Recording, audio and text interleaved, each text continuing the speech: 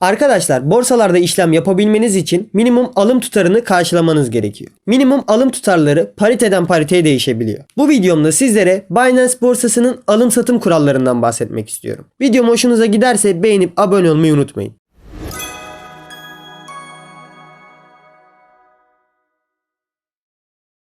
Binance borsasında işlem yaparken toplam alım satım tutarı 10 tutarından büyük olmalıdır şeklinde bir hata alabilirsiniz. Bu uyarının sebebi her parite için belirlenmiş minimum alım satım kuralının olması. Spot piyasa için alım satım kurallarına şuraya tıklayarak şuradaki bölümden ulaşabiliyorsunuz arkadaşlar. Maalesef ki şu anda bu bölümde bir hata mevcut. İsterseniz tarayıcınıza Binance alım satım kuralları yazarak karşınıza çıkan şu siteden detaylarına bakabilirsiniz. İlk başta hangi paritede işlem yapmak istediğinizi seçmeniz gerekiyor. Biz fiyat paritelerinden TRY'yi seçelim. Buradan da BTC TRY paritesi üzerinden anlatımıma devam edeyim arkadaşlar. Burada minimum alım satım miktarı kısmında virgülden sonra 5 basamağa kadar işlem yapabileceğimi gösteriyor. Bunu hemen deneyelim. Şuraya tıkladığımda virgülden sonra 5 basamağı otomatik olarak yazdı. Daha küçük bir değer girmeye kalktığımda buna izin vermiyor arkadaşlar. Maksimum virgülden sonra 5 basamağa kadar işlem yapabiliyorum. Şimdi kurallara geri dönelim.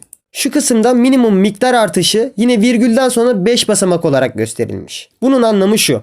Uygulamamıza geri girelim. Artı tuşuna bastığımda bana en düşük miktarı gösteriyordu. Artıya tekrar basarsam arkadaşlar en düşük miktarda yani minimum artış miktarınca artışını gerçekleştirecektir. Yani ben buraya 15 BTC yazdığımda virgülden sonra 5 basamağa kadar buna ekleme yapabiliyorum. Şu şekilde böyle ekleme yapabilirsiniz. Ya da şöyle yapalım. 9.87654. Bu şekilde işlemler yapabiliyorsunuz arkadaşlar. Virgülden sonra 6. basamağı ekleyemiyorsunuz. Şimdi tekrardan geri dönelim. Üst kısımda bize BTC'nin kurallarından bahsetti. BTC TRY paritesindeyiz çünkü. Alt kısımda ise TRY'nin kurallarından bahsediyor. Minimum fiyat hareketi 1 TL'ymiş. Minimum emri büyüklüğü ise 10 TL'ymiş. Yani siz BTC TRY paritesinde işlem yapmak istediğinizde girdiğiniz emrinizin büyüklüğü minimum 10 TL olmak zorunda. Hemen uygulamamıza geri girelim. Şu anda gördüğünüz gibi 9 TL'lik işlem yapmaya kalktığımda emir verirsem arkadaşlar 10 tutarından büyük olmalıdır uyarısı çıkıyor. Kurallarda minimum fiyat hareketi 1 TL yazdığı için ben buraya 5.6 ya da 9.99 gibi rakamlar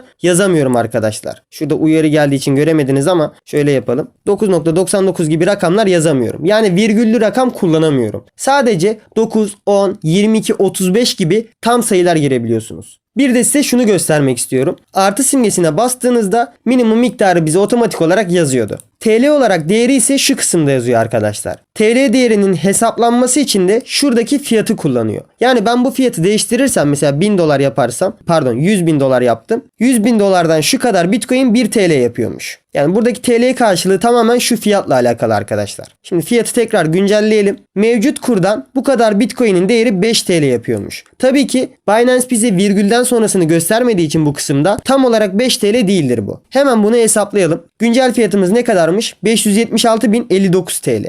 Hesap makinesine geldik ve 576.059 TL'yi yazdık. Çarpı yapıyoruz. BTC miktarını yazıyoruz. Yazdıktan sonra eşittire basıyorum ve bakın 5.76 TL'ye denk geliyormuş bu. Bize burada virgülden sonrasını göstermediği için sadece 5 TL olarak gösteriyor. Yani ben bu işlemi yapmaya kalkarsam ve Binance izin verirse benim bakiyemden 5.76 TL azalacak arkadaşlar. Artık nasıl hesaplandığını size gösterdim. Şimdi şunu göstermek istiyorum size. Bakın minimum alım satım miktarı 10 TL'ydi. Ben buraya 10 TL yazdığımda almaya kalkarsam tekrardan bana 10 tutarından büyük olmalıdır hatası veriyor. Devam edelim. Bunun sebebini hemen size şöyle göstereyim arkadaşlar. Buraya 10 yazdığımda bakın fiyat değişmediği halde şuradaki miktar da değişmiyor. Sadece ben buraya 10 yazmış oluyorum. Onayladığımda bakın bu 5 TL'ye geri düşüyor. Çünkü bu fiyattan bu kadar Bitcoin'in değeri 5 TL. Ben buraya istediğim kadar 10 yazayım, bu değişmeyecek arkadaşlar. Bu hatayı giderebilmeniz için şuradaki miktarı arttırmanız gerekiyor ya da şuradaki fiyatı düşürmeniz gerekiyor.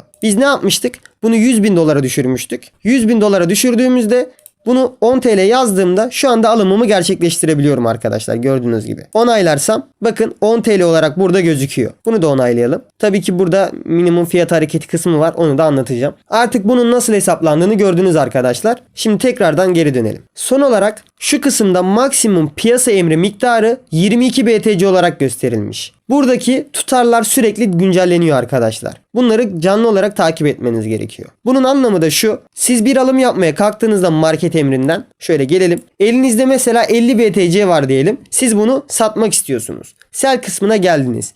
Market kısmından hemen Amount'a basalım. Buraya 50 BTC yazarsanız arkadaşlar hiçbir şekilde satış işlemi yapamazsınız. Çünkü maksimum satış miktarı 22 BTC olarak gösterilmiş. Siz 22.1 bile satamazsınız arkadaşlar fazladan. Tek bir emirde girebileceğiniz maksimum miktarı bize gösteriyor. Buranın mantığı da bu şekilde. Umarım kafanızı bulandırmadan net bir anlatım yapabilmişimdir. Kafanıza takılan herhangi bir şey olursa yorumlar kısmından yazabilirsiniz ya da açıklamalar kısmından Telegram grubuma katılarak bizzat bana sorabilirsiniz arkadaşlar. TL bazında bakın BTC TRY paritesinde TL bazında baktığımızda minimum emir büyüklüğü 10 TL olarak gözüküyor. BTC USDT paritesine geldiğimizde minimum emir büyüklüğü 10 USDT olarak gözüküyor arkadaşlar. Yani genel olarak alım satım yapabilmeniz için işlemlerinizin 10 tutarından büyük olması gerekiyor. İşte mantığı bu arkadaşlar. İlgili bölüme girdikten sonra istediğiniz paritenin coin'ini yazarak arkadaşlar mesela BTC yazarsak TRY paritelerinden BTC TR'yi böyle bulabiliyorsunuz. Ve kurallarına bu şekilde bakabilirsiniz. Son olarak toparlayalım. Örnek olarak BTC'nin yaklaşık değeri 600.000 TL civarında olduğu için virgülden sonra 5 basamağa kadar bölünerek alınıp satılabiliyor. Shiba ise